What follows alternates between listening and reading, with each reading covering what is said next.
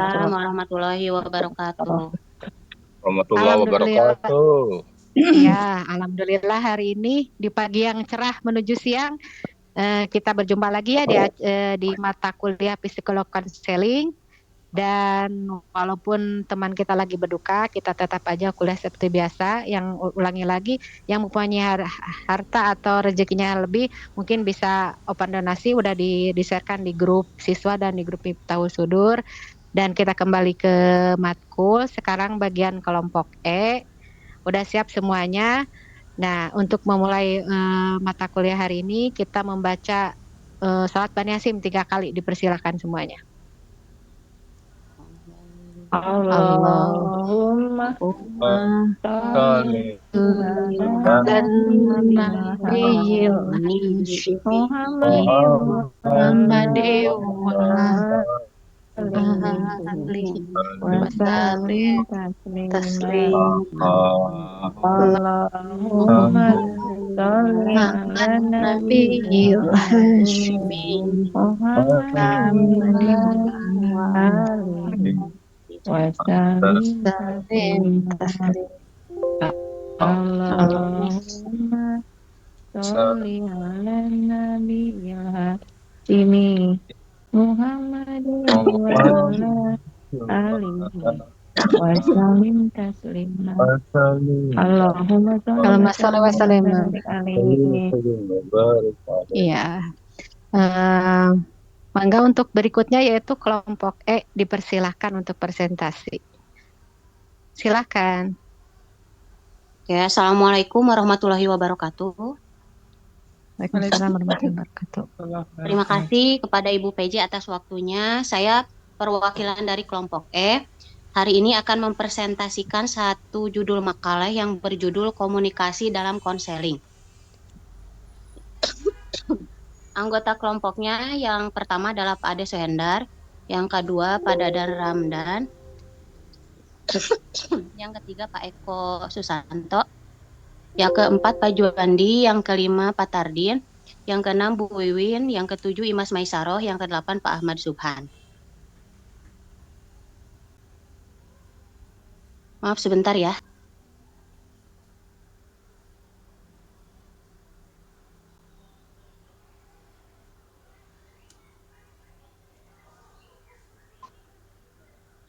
Oke, latar belakang.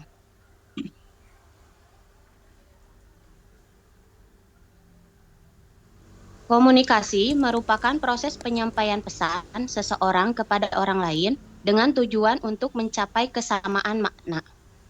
Konseling merupakan suatu proses bantuan yang diberikan oleh seorang konselor kepada klien untuk membantu memahami dan mengatasi masalah yang dihadapi. Komunikasi yang efektif akan membantu terciptanya hubungan yang baik antara konselor dan klien. Sebaliknya, komunikasi yang kurang baik dapat menyebabkan kesalahpahaman dan menghambat proses konseling. Lanjut. Rumusan masalah.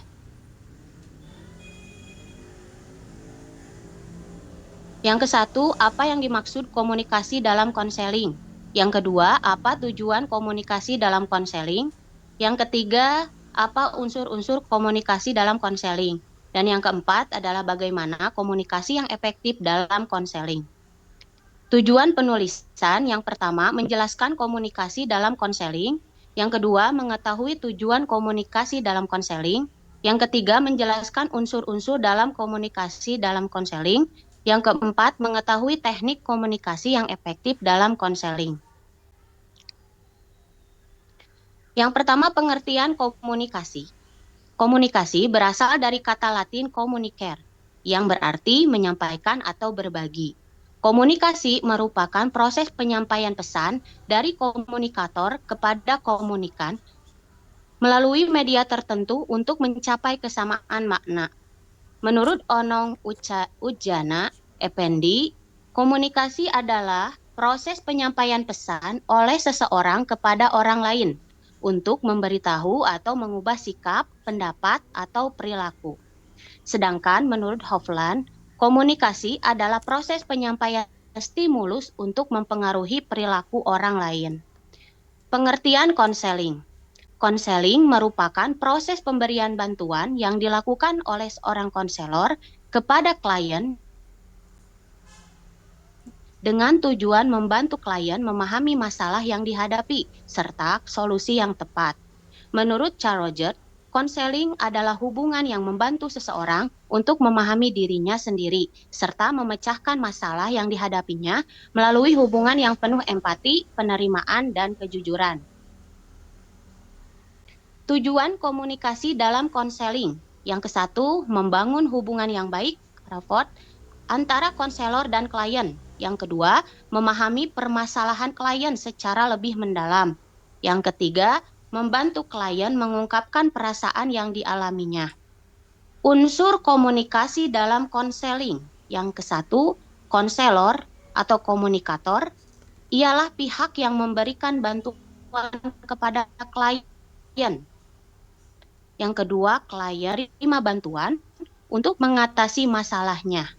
Yang ketiga, pesan. Ialah informasi atau perasaan yang disampaikan selama proses konseling. Yang keempat, media komunikasi. Biasanya berupa komunikasi langsung atau tatap muka. Yang kelima, umpan balik atau feedback. Ialah respon yang diberikan klien terhadap pesan yang disampaikan konselor. Selanjutnya, teknik komunikasi dalam konseling. Yang ke-1, attending atau perhatian penuh. Konselor menunjukkan perhatian melalui kontak mata, sikap tubuh, dan ekspresi wajah. Yang kedua, mendengarkan active listening. Konselor benar-benar memperhatikan dan memahami apa yang disampaikan klien. Yang ketiga, empati. Konselor mampu memahami dan merasakan apa yang dirasakan klien. Yang keempat, refleksi. Seorang konselor mengulang atau menyampaikan kembali inti pembicaraan klien untuk memastikan pemahaman yang tepat. Yang kelima, klarifikasi. Seorang konselor dapat memperjelas pernyataan klien yang kurang jelas. Adapun hambatan komunikasi dalam konseling. Di antaranya, yang ke-1, kurangnya keterbukaan klien. Yang kedua, perbedaan latar belakang budaya. Yang ketiga, kurangnya keterampilan komunikasi konselor. Yang keempat, sikap menghakimi dari konselor. Yang kelima, lingkungan yang kurang kondusif. Kesimpulannya, komunikasi merupakan komponen penting dalam proses konseling. Melalui komunikasi yang efektif, seorang konselor dapat memahami permasalahan klien dan membantu menemukan solusi tepat. Teknik komunikasi seperti mendengarkan aktif, empati, refleksi, serta yang terbuka sangat diperlukan dalam proses konseling agar hubungan antara konselor dan klien dapat terjalin dengan baik. Sarannya, siswa tama yang pelajari bidang konseling diharapkan dapat meningkatkan keterampilan komunikasi agar dapat memberikan bantuan yang efektif kepada individu yang membutuhkan. Sekian dan terima kasih. Mohon maaf apabila banyak kekurangan.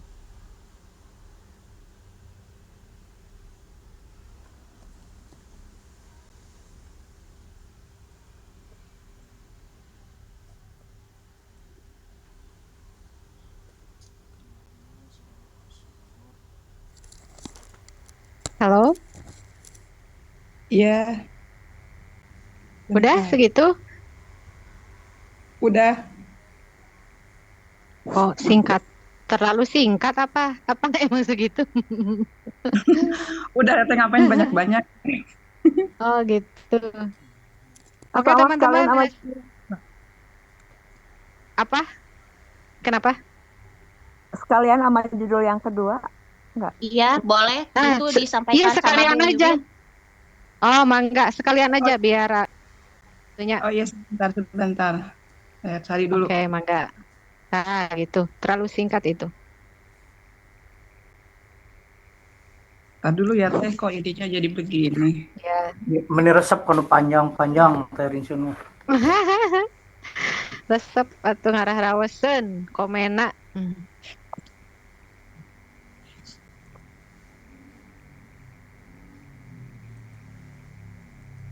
Oh, HP-nya jadi error ya.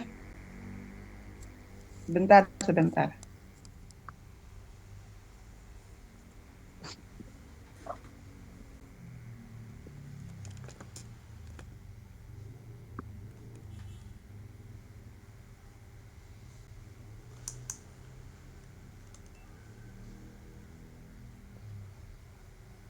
Ayo, mau teh imas lagi.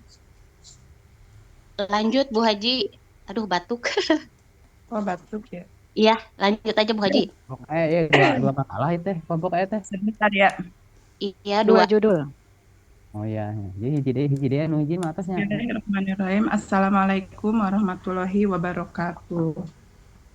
Waalaikumsalam warahmatullahi wabarakatuh. Saya kelompok E akan mempresentasikan makalah yang nomor 2, yaitu pendekatan atau teknik konseling. Latar belakang. Setiap individu dalam kehidupan sehari-hari tidak terlepas dari berbagai permasalahan, baik yang bersifat pribadi, sosial, pendidikan, maupun pekerjaan. Permasalahan tersebut seringkali memerlukan bantuan dari pihak lain agar dapat diselesaikan dengan baik. Konseling merupakan proses pemberian bantuan yang dilakukan oleh seorang konselor kepada klien untuk membantu memahami permasalahan yang dihadapi, serta menemukan solusi yang tepat. Dalam proses konseling, konselor tidak hanya mendengarkan permasalahan klien, tetapi juga menggunakan pendekatan dan teknik tertentu agar proses bantuan dapat berjalan secara efektif. Pendekatan konseling merupakan kerangka teori yang digunakan oleh konselor dalam memahami perilaku manusia serta menentukan strategi dalam membantu klien. Pemahaman yang baik mengenai pendekatan dan teknik konseling sangat penting bagi calon konselor maupun siswa tama yang mempelajari bidang bimbingan dan konseling. Dengan memahami berbagai pendekatan dan teknik konseling, konselor dapat memilih metode yang tepat sesuai dengan permasalahan yang dihadapi klien. Rumusan masalah. 1. Apa yang dimaksud konseling? Kedua, apa yang dimaksud dengan pendekatan konseling? Ketiga, apa saja jenis pendekatan konseling? Keempat, apa yang dimaksud dengan teknik konseling? Kelima, apa saja teknik yang digunakan dalam konseling? Tujuan penulisan, pertama, menjelaskan pengertian konseling. Kedua, menjelaskan pengertian pendekatan konseling. Ketiga, mengetahui berbagai jenis pendekatan konseling. Keempat, menjelaskan tentang teknik dalam konseling. Dan kelima, mengetahui peran konselor dalam menggunakan pendekatan dan teknik konseling. Pembahasan. Pengertian konseling. Konseling merupakan proses bantuan yang diberikan oleh seorang ahli kepada individu yang mengalami masalah agar individu tersebut dapat memahami dirinya serta menemukan solusi terhadap permasalahan yang dihadapi. Menurut Carl Roger, konseling adalah hubungan yang membantu seseorang untuk memahami dirinya sendiri serta memecahkan masalah melalui hubungan yang penuh empati dan penerimaan. Menurut Prayitno dan Erman Amti, konseling adalah proses bantuan yang diberikan oleh seorang konselor kepada klien melalui pertemuan tatap muka untuk membantu klien mengembangkan potensi dirinya dan mengatasi masalah yang dihadapinya. Pengertian pendekatan konseling. Pendekatan konseling adalah dasar teori atau perspektif yang digunakan oleh konselor dalam memahami perilaku manusia serta menentukan strategi dalam proses konseling. Pendekatan konseling memberikan arah bagi konselor dalam memahami sumber masalah klien dan menentukan metode yang tepat untuk untuk membantu klien. Jenis pendekatan konseling. 1. Pendekatan psikoanalisis. Pendekatan ini dikembangkan oleh Sigmund Freud. Pendekatan psikoanalisis menekankan bahwa perilaku manusia dipengaruhi oleh pengalaman masa lalu dan konflik yang tidak disadari. Tujuan konseling dalam pendekatan ini adalah membantu klien menyadari konflik yang ada dalam alam bawah sadar.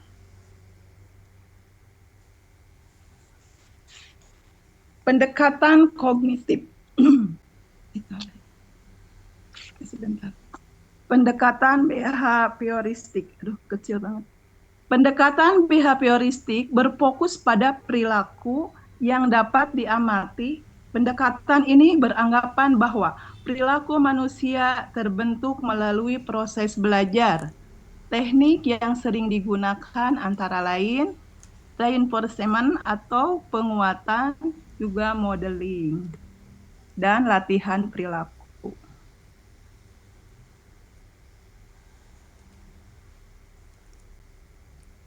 Jenis pendekatan konseling. Pendekatan humanistik. Pendekatan ini dipelopori oleh Charles Roger. Pendekatan humanistik menekankan bahwa manusia memiliki potensi untuk berkembang dan memperbaiki diri. Dalam pendekatan ini, konselor berperan menciptakan hubungan yang penuh empati, kehangatan, dan penerimaan tanpa syarat. Pendekatan kognitif. Pendekatan kognitif menekankan bahwa pikiran seseorang mempengaruhi perasaan dan perilaku. Jika cara berpikir seseorang tidak rasional, maka dapat menimbulkan masalah psikologis. Tujuan pendekatan ini membantu klien mengubah pola pikir yang tidak rasional menjadi lebih realistis dan positif. Pengertian teknik konseling.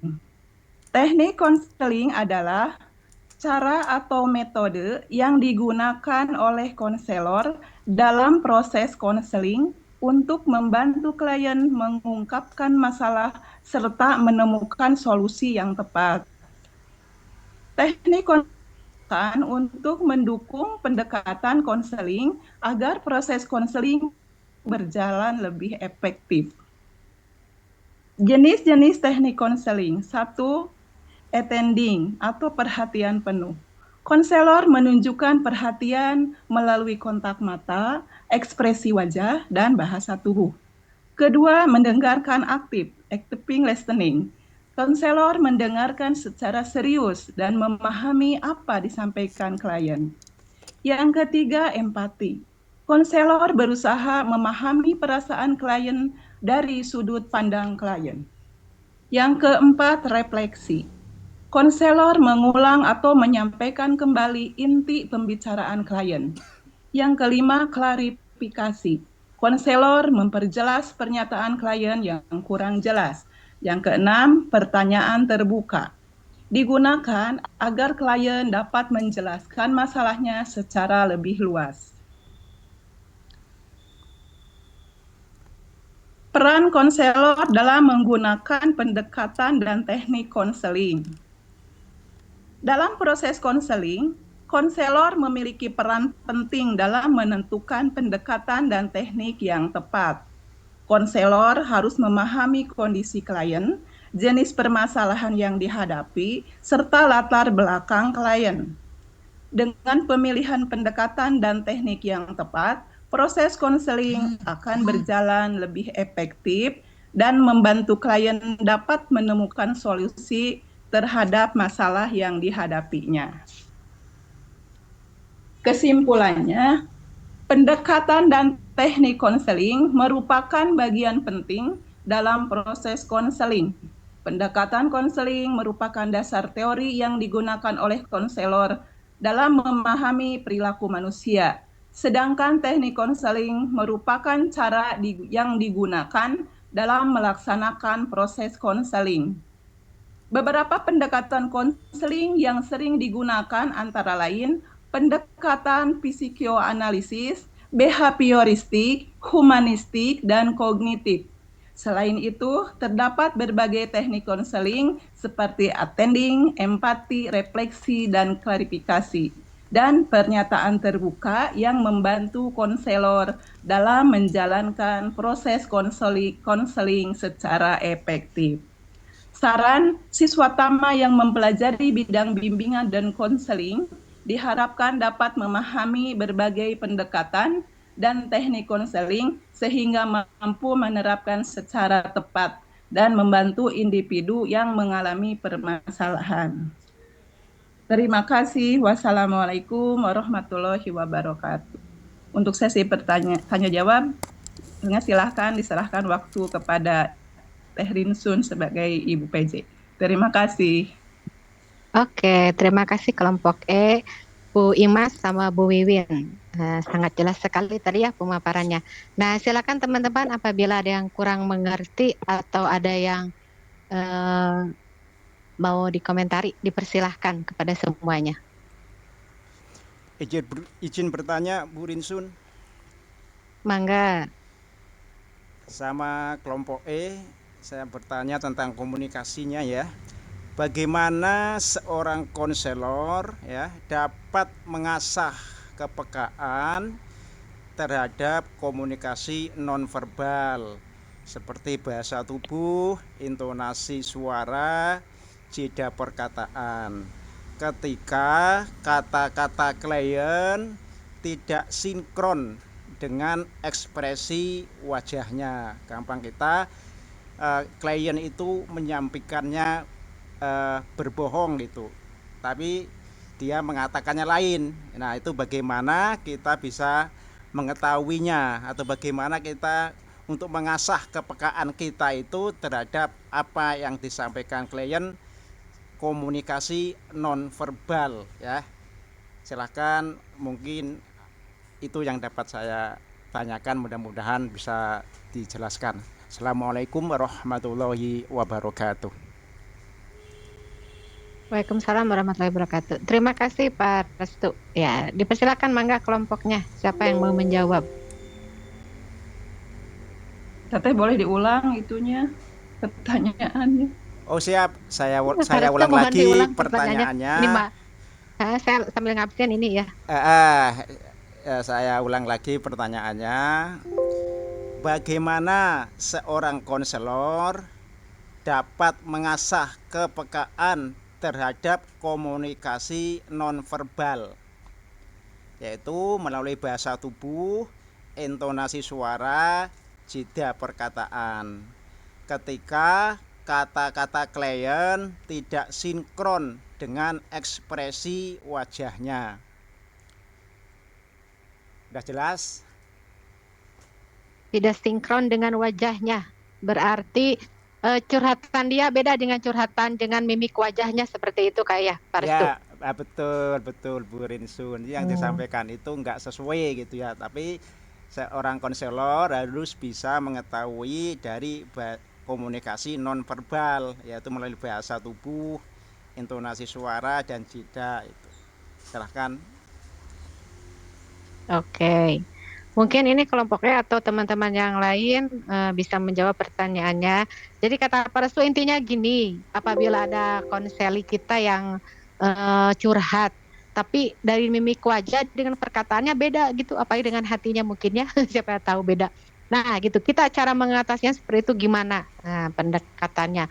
Apakah mungkin kan seorang konselor tahu mungkin orang-orang yang berbohong atau tidaknya dari gerak mimik wajah atau gimana. Nah, seperti itu gambarannya ya. Dipersilakan buat teman-teman untuk menanggapinya.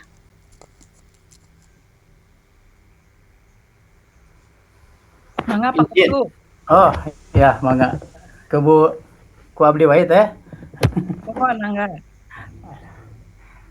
Jadi intinya bagaimana kita bisa mengetahui seorang konseling ya, klien, beliau itu tidak sesuai antara ucapan dengan gestur tubuh gitu ya.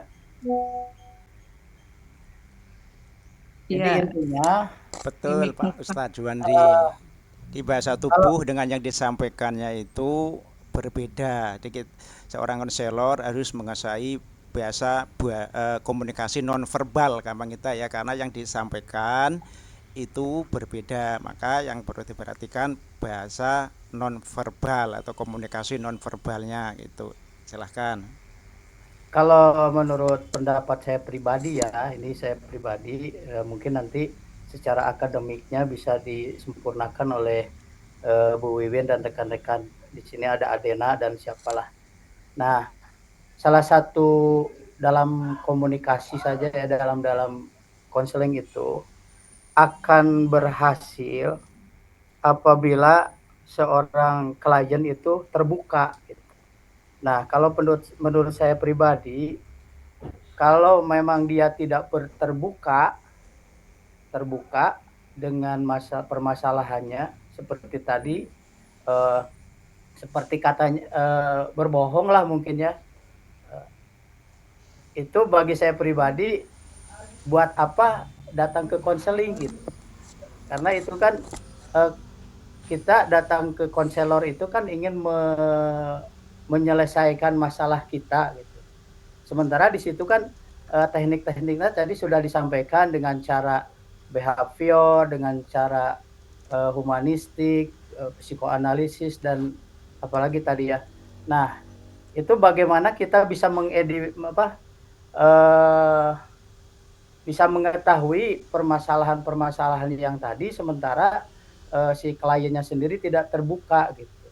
Nah, adapun untuk mengetahui apakah dia berbohong atau curhatan palsu dan lain sebagainya, memang dalam segi bahasa tubuh itu orang-orang yang berbohong atau orang-orang yang panik dan lain sebagainya bisa dilihat dari kontak mata, bisa dilihat dari gerakan tangan gitu, bisa dilihat dari kaki bergoyang-goyang atau bisa dilihat juga dari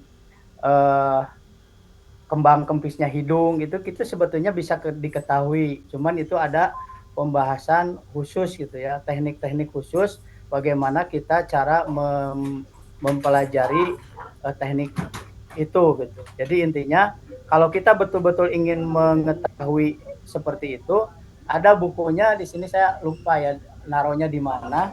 Nah, itu kita bisa menebak dari gestur tubuh gitu, dari gestur tubuh, dari kedipan mata, dari alis, dari kembang kempis hidung, dari cara bibir berbicara. Kan biasanya kalau orang emosi, orang berbohong itu biasanya bibirnya itu agak bergetar gitu kalau ngomong itu.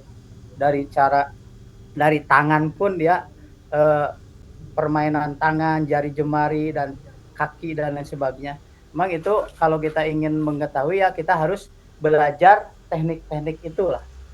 Jadi kesimpulannya kalau kita betul ingin mengetahuinya ya ada teknik khusus, ada ilmu khusus yang mempelajari tentang bahasa tubuh gitu, Pak Restu. Mangga siapa yang lain bisa melengkapinya. Izin menambahkan Pak Ketua. Mangga. Jadi pertanyaan Pak Restu, ya sama dengan Pak Juandi, kalau di dalam konseling ini hal seperti itu sebenarnya tidak perlu ditanyakan, soalnya kan ini mah yang namanya konseling itu kan mau curhat atau menyelesaikan satu masalah. Beda dengan penyidik. Kalau dibilang penyidik ya harus itu, bahkan dia kemungkinan berbohong bisa jadi gitu. Tapi kalau dalam konseling mah saya nggak mungkin gitu seorang konseling berbohong, kan dia juga pengen punya penyelesaian gitu. Itu Pak Restu, terima kasih. Izin menambahkan. Mangga. Tadi yang disampaikan Wandi sama Pak Tadin ya, menambahkan sedikit saja yang ditanyakan sama Bapak Restu itu ya, sebagai seorang konselor tentunya kita harus harus menguasai materi masalah yang akan dikomunikasikan dalam proses konseling. Jadi ada tahapan-tahapan yang harus dimiliki oleh seorang konselor sehingga konselor tersebut dapat memahami apakah si klien itu berbohong atau si klien itu jujur. Nah, itu kan ada keterampilan-keterampilan khusus yang harus dikuasai oleh seorang konselor. Yang mungkin yang pertama diantaranya penghampiran atau attending gitu kan. Terus ya empati, mungkin kayak kita merasakan ya, bisa berempati kepada yang lain. Dari situ seorang konselor dengan keterampilan yang dia miliki bisa memahami apakah seorang klien itu berbohong atau jujur. Nah, di situ seorang konselor kalau yang sudah menguasai ilmu-ilmunya dan keterampilan-keterampilan mungkin akan memahami, dan semua itu mungkin konselor sendiri akan punya penilaian terhadap seorang klien, dan konselor juga mungkin akan membicarakannya atau mengajukan pertanyaan kepada klien dengan etika sesuai dengan aturan-aturan sebagai konselor. Ya intinya harus menguasai keterampilan aja gitu seorang konselor itu biar memahami si klien itu berbohong atau jujurnya. Mungkin itu aja yang saya sampaikan. Mohon maaf ya segala kekurangannya. Terima kasih. Mohon izin untuk menambahkan sedikit, Teh Rinsun. Mangga. Siap, terima kasih. Tadi sudah disampaikan oleh teman-teman yang lain dari Pak Ketua sampai Bu Hajah Wiwin tentang teknis atau teori-teorinya. Cuman sedikit yang kita punya sebagai konselor tetapi tidak dipunyai oleh konselor-konselor umum pada yang lain. Apa itu? Zikir.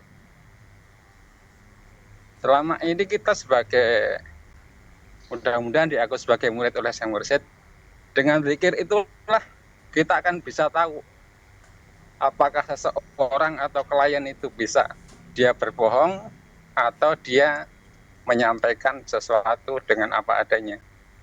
Karena dengan zikir itu kita diajar dengan rasa. Dan rasa itulah yang akan memberitahu kita seseorang itu akan bohong kepada kita atau tidak. Nah, itu yang kita asah. Itu yang kita asah setiap hari itu.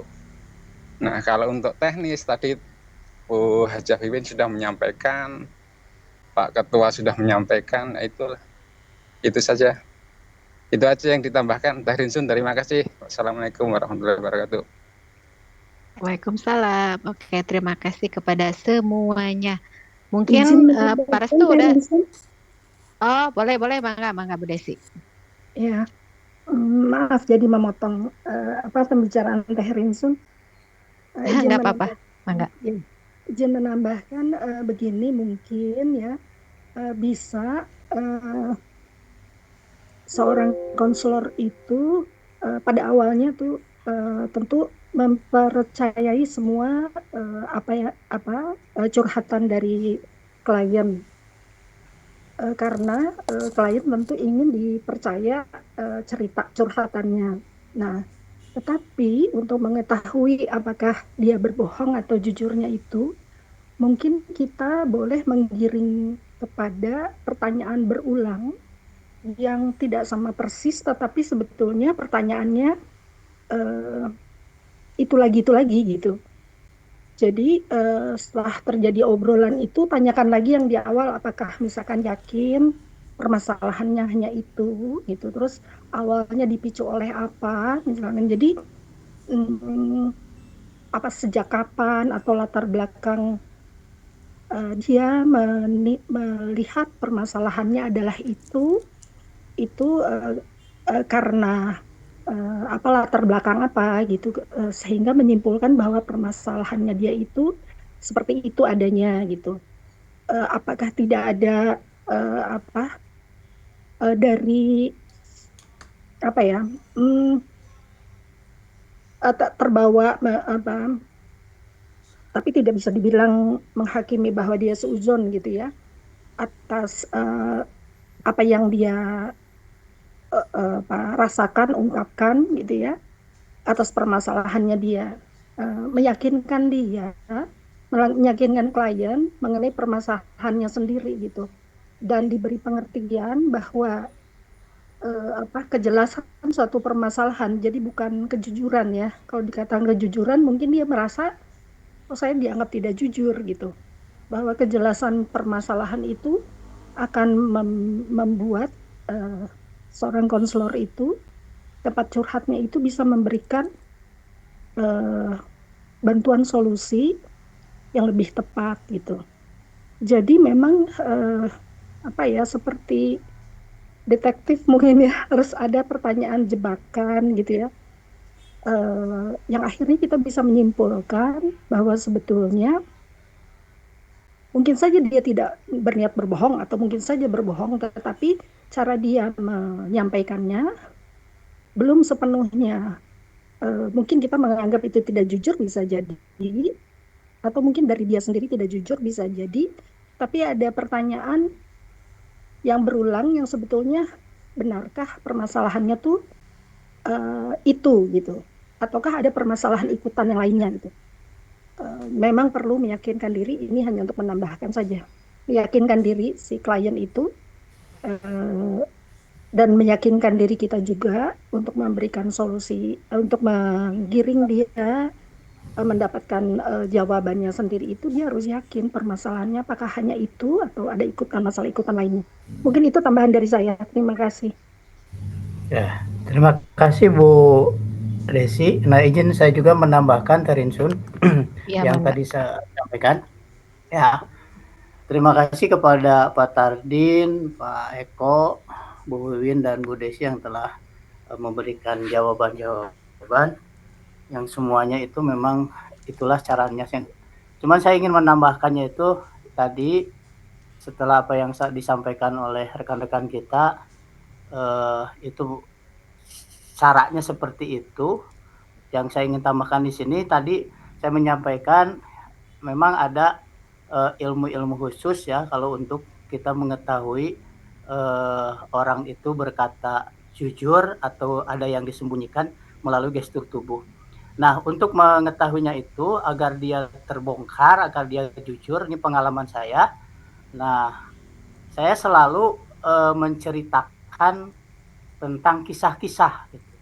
Jadi selain kita memahami apakah dia berbohong atau tidak, bukan berarti berbohong ya, mungkin ada yang disembunyikan, apakah dia karena malu, karena belum percaya kepada konselor.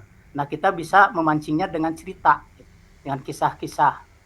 Nah, alhamdulillah dari beberapa kasus yang saya sampaikan, akhirnya dengan menceritakan kisah-kisah itu, baik kisah positifnya maupun negatifnya setelah dampak positif dan negatifnya setelah menceritakan kisah itu. Nah, ada beberapa orang yang curhat ya, bukan konseling, kalau saya istilahnya dulu kan curhat gitu. Orang yang curhat, orang yang ingin bertanya dan sebagainya, karena dia malu dan lain sebagainya. Akhirnya dengan menceritakan kisah-kisah positif dan negatif dari kisah tersebut, maka dia lama-kelamaan terbuka juga gitu. Seperti itu Terinsun. Oke, terima kasih. Boleh teman-teman yang udah Desi tadi. Boleh, sok. Ya, yang tadi paparan sama Bu Desi, jadi saya mau balik nanya Bu, di dalam konseling sama konselor itu yang perlu pencerahan itu siapa, yang butuh itu siapa, apa konseling atau konselor? Soalnya kan kalau lihat dari pembahasan tadi, seolah-olah konselor itu sangat butuh dengan keterbukaan gitu. Jadi sebenarnya di sini itu yang sangat butuh solusi itu konseling apa konselor. Terima kasih. Iya, baik Pak. Kalau dari saya pribadi ya, kalau ada orang, kalau ada klien sudah berani mendatangi, kan konselor itu banyak ya, berani mendatangi konselor untuk menceritakan permasalahannya, itu adalah sudah suatu penghargaan lah ya bagi kita yang menjadi konselor, karena mendapat kepercayaan ya. Tentu saja yang datang itu yang membutuhkan dibantu mengatasi solusi. Tetapi kita sendiri punya tanggung jawab ya, tanggung jawab moral. Mendapatkan kepercayaan itu adalah suatu tanggung jawab moral untuk kita juga membantu meyakinkan si klien itu apakah permasalahannya itu. Karena kan kalau konseling itu kan menggiring, yang kemarin-kemarin pelajarannya sudah didapatkan adalah menggiring si klien itu mendapatkan jawaban atas solusinya sendiri itu. Jadi ya kita juga meyakinkan dia apakah permasalahannya itu, jadi bertanya ulang ya. Kadang kalau yang saya pernah ingat tes IQ gitu ya, jadi ada jawaban yang sebetulnya secara logika itu jawabannya sebetulnya sama, tapi soalnya tuh soal pertanyaannya itu beda gitu. Jadi itu bisa membantu meyakinkan yang cerita kliennya maupun kita sebetulnya jawabannya itu apa. Jawaban ini maksudnya permasalahannya itu apa. Jadi kalau menurut saya dua-duanya itu sama-sama ya membutuhkan suatu keterus terangan, karena kan memang ya menjawab daripada kita sebagai manusia yang tentu saja ingin termasuk ke dalam golongan orang yang dimuliakan adalah orang yang bisa menolong sesamanya gitu ya. Mungkin atas dasar itu jadi dari saya sih ingin secara pribadi ada tanggung jawab moral dari saya yang sudah didatangi klien untuk dia curhat. Demikian jawaban saya. Terima kasih. Assalamualaikum.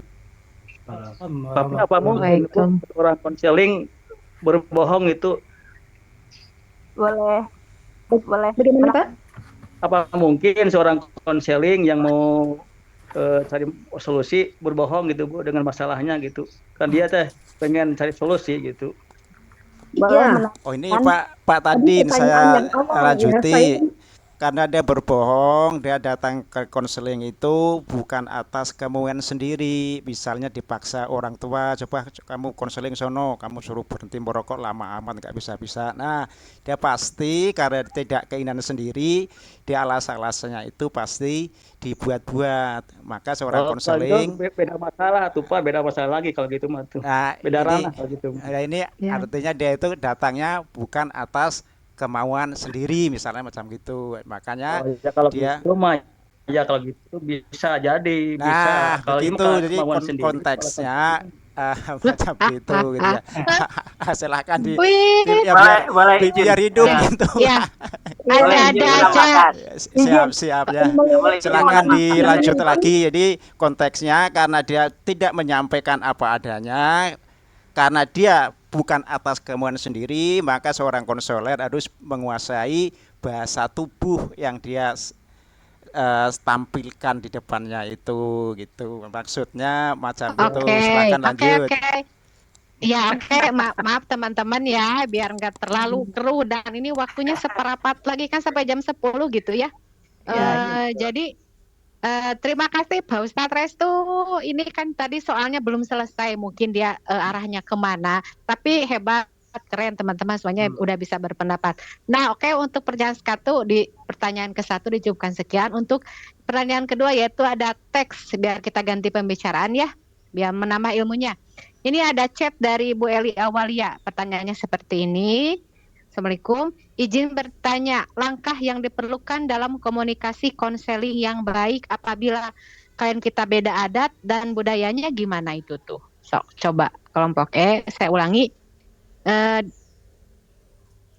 langkah yang diperlukan dalam komunikasi konseling yang baik apabila klien kita beda adat dan budayanya? Silahkan. Gimana? Izin Bu Rinsun, biar yang lain Mangga. ikut memikirkan dulu ya. Saya buka aja nih pembukaannya. Nah, Boleh, langkahnya Mangga.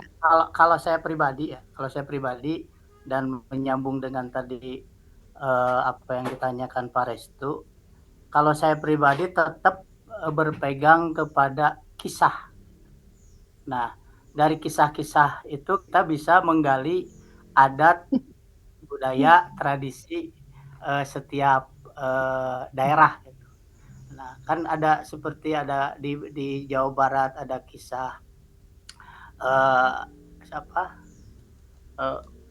banyaklah kisah-kisah ya di antaranya.